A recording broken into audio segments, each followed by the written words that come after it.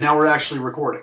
So this will create a little, sort of recording that we have up on Chattrspace and show you. You can go back here and see, our demo together. If you highlight over that bar that says record, you'll see it expands. Do you see the little box in the center with the 4 arrows pointing out? Click on that. Yeah, so now you're full screen. So it makes it a much better user experience now. You can see everything a lot better.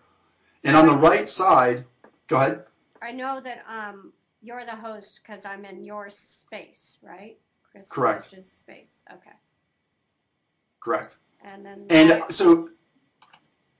right. So on the right, there's this live user list. Is it a big white space or a black space with the live user list now?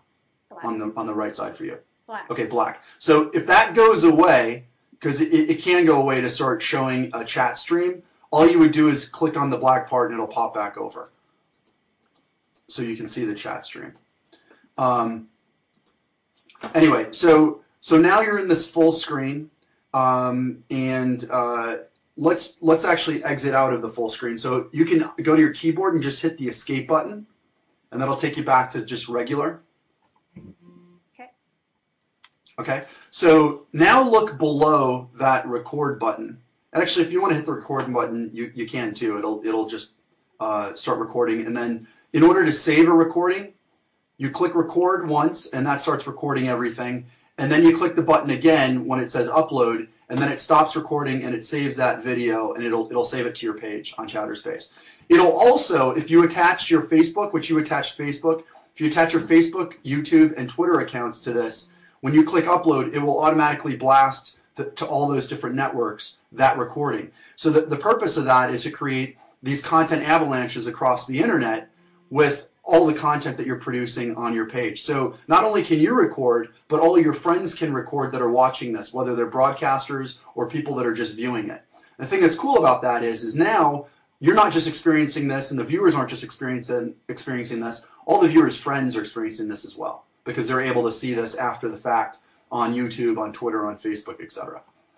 So just below that bar, you'll see this timeline below.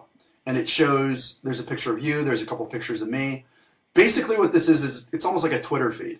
So every time somebody logs in, it takes a snapshot of them and says, Chris is checked in, or Bastille, which is your username, has checked in. And so if you wanted to say something in here, like a text message, you see that little text box that's right next to post? If you click in there, you can type. You can also have this message post directly to Facebook and Twitter. When you click inside that text box, you'll see the Twitter and Facebook checkboxes. If you have those selected, it's going to automatically post to Facebook and Twitter. I deselected those because I don't want it to go to Twitter right now, or Facebook. But I'm going to say...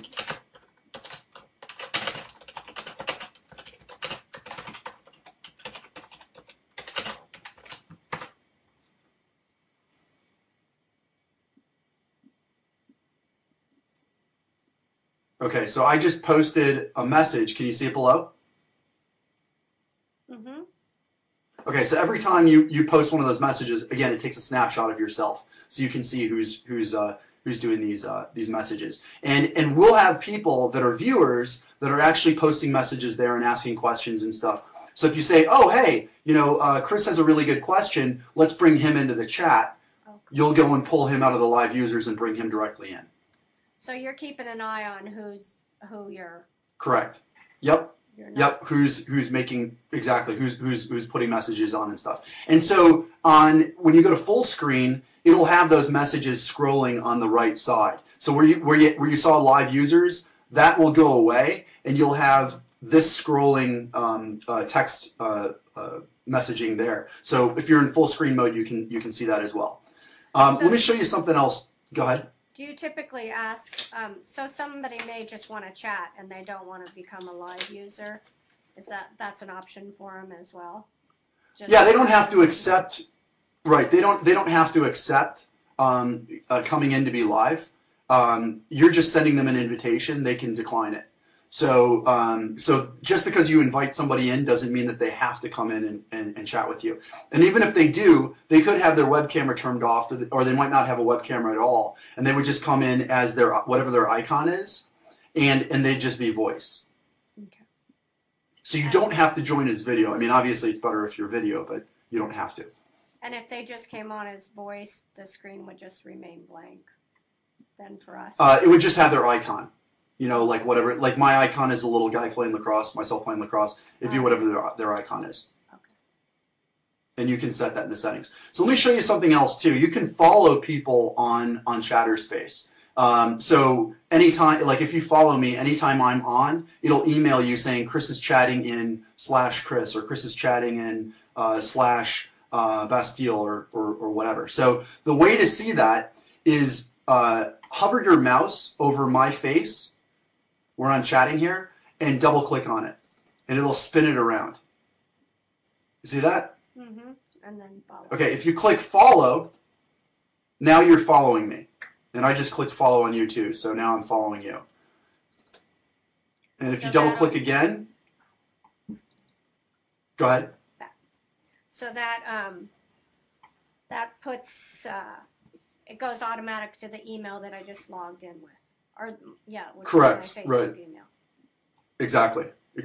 So when we're done with this, you can go to your profile and you'll see on your page people that you're following and people that are following you, and it'll show that you're following me, and it'll show that I'm following you because I just selected to follow you. And if you ever want to stop following, you can unfollow all the people from your page. Something else too that's kind of cool.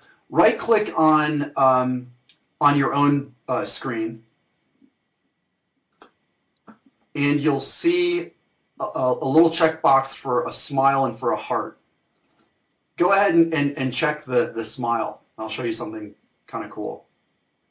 Smiley gestures are on. Yeah, so we have a functionality with motion gesture where you can actually create smileys. I'm never good at this. We got to make this a little bit easier. But you can actually make motion gesture smileys. So, and then when I do that, it's actually also making a record of it in the timeline below, just like if I was doing a text chat. Let me do one for hearts. But we leave those off by default because sometimes they just go off if your face. So there's this little area up here in the top right corner of your screen that's slightly grayed out. I don't know if you can see that. It's hard to see. But there's this little gray, so you can make these smileys. So you can also do hearts, and this is a little bit harder. Let's see if I can get it to work. This is something we're just experimenting with now, so it's not a main part of the. Does it go? Can you do a frown? Not yet, but the point of this is you'll be able to do all sorts of different. Gosh, why can't I get a heart to go? Anyway, the point is that you'll be able to use this motion gesture stuff for other things, like you could have virtual game shows. You could have a student that asks a question with a teacher, and if you're moving your hand around in this area, it'll signify, "Hi, I've got a question," or something like that. So I'm going to go ahead and turn those back off, and you just do that by double-clicking on your screen and deselecting. And this is also where you could change, like if you had